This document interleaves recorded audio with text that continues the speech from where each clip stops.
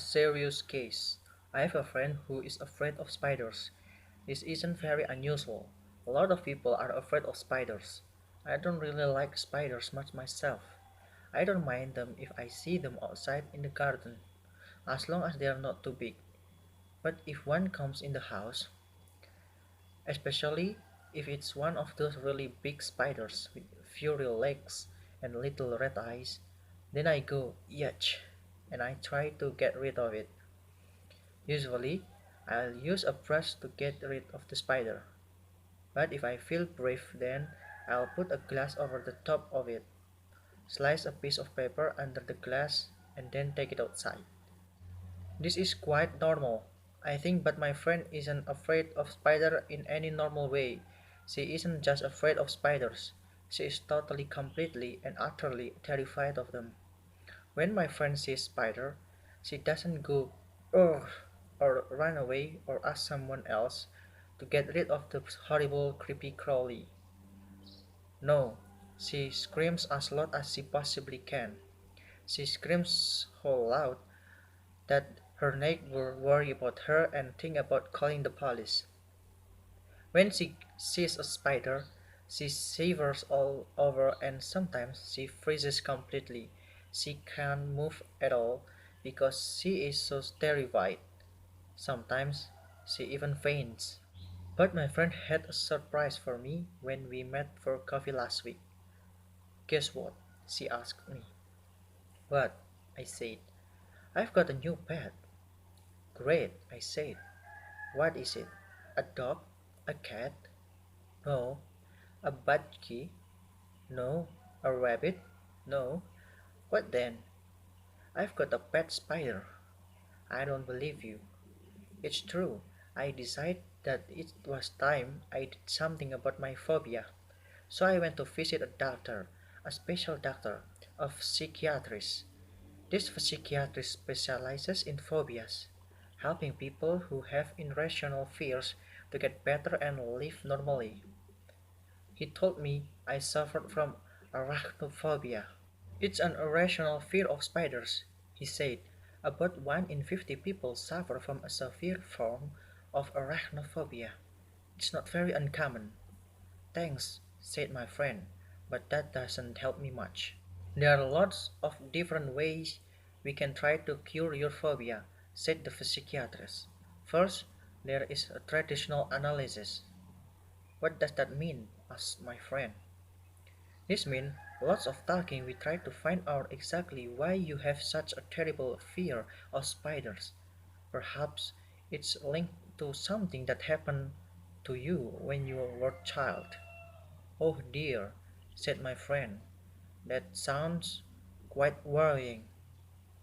It can take a long time, said the psychiatrist. Years, sometimes, and you can never be certain that it will be successful. Are there any other methods?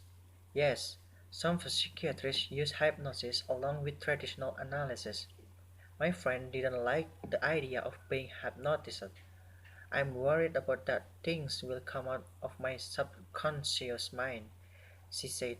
Are there any other methods? Well, said the psychiatrist, there is what we call the behavioral approach. What's the behavioral approach? She asked my friend. Well, said the psychiatrist, it is like this. The psychiatrist got out a small spider from his desk. It wasn't a real spider. It is made of plastic. Even thought it was only a plastic spider. My friend screamed when she saw it. Don't worry, said the psychiatrist. It's not a real spider. I know, said my friend, but I'm afraid of it just the same. Hmm, said the psychiatrist. A serious case. He put the plastic spider on the desk. When my friend stopped screaming, the psychiatrist told her to touch it. When she stopped screaming again, the idea of touching the plastic spider was enough to make her scream. She touched it. At first she touched it, it's just for 1 second. She shivered all over, but at least she managed to touch it. Okay, said the psychiatrist. That's all for today. Thanks. You can go home now. That's it? Asked my friend. Yes, that's all. Yes, for the day. This is the behavioral approach. Come back tomorrow. My friend went back the next day, and this time the plastic spider was already on the doctor's desk. This time she touched it and held it for 5 minutes. Then the doctor told her to go home and come back the next day. The next day she went back and the plastic spider was on her chair. She had to move the spider so she could sit down. The next day she held a spider in her hand while she sat in her chair. The next day the doctors gave her the plastic spider and told her to take it home with her. "Where do spiders appear in your house?" she asked the psychiatrist. "In the bath, usually," said my friend. "Put the spider in the bath," he told her. My friend was terrified of the spider in the bath, but she managed to not scream when she saw it there. "It's only a plastic spider," she told herself. The next day the psychiatrist told her to put the spider in her living room. My friend put it on top of the television. At first she thought the spider was watching her and she felt afraid. Then she told herself that it's only a plastic spider. The next day the psychiatrist told her to put the spider in her bed. "No way," she said. "Absolutely not." "Why not?" asked the psychiatrist. "It's a spider," replied my friend. "No, it's not," said the psychiatrist. "It's a plastic spider. It's not the real one." My friend realized that the doctor was right. She put the plastic spider in her bed and she slept there all night within her bed. She only felt a little bit afraid. The next day she went back to the psychiatrist. This time she had a shock, a big shock. Sitting in the middle of the doctor's desk was a spider, and this time it was a real spider. My friend was about to scream and run away, but she didn't. She sat on the other side of the room, as far as possible from the spider, for about 5 minutes. Then she got up and left the room. "See you tomorrow," shouted the psychiatrist to her as she left. The next day she went back, and this time the psychiatrist let the spider run around on his desk. Again, my friend stayed about 5 minutes, then left. The next day she stayed for 10 minutes, and the day after that, 15. Eventually, the psychiatrist held the spider, the real spider with long furry legs and little eyes, in his hand. He asked my friend to come and touch it.